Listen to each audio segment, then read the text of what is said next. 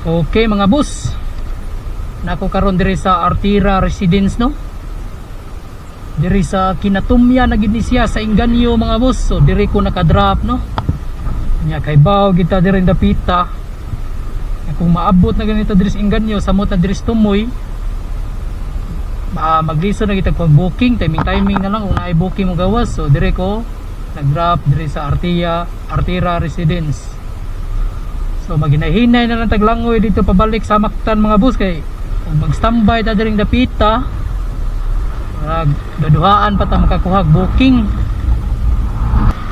So naa diri ang Dositani no.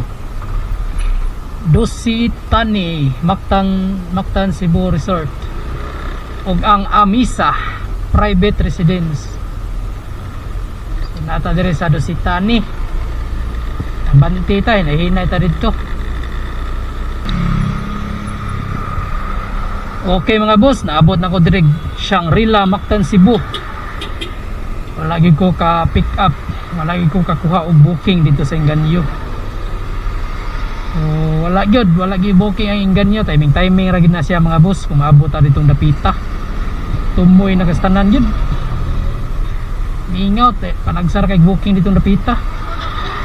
So standby ta direct kadiyot diri sa Shangri-La, Mactan.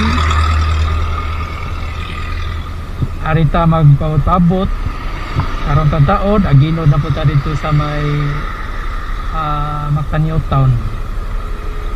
Okay mga boss, ride safe ta always.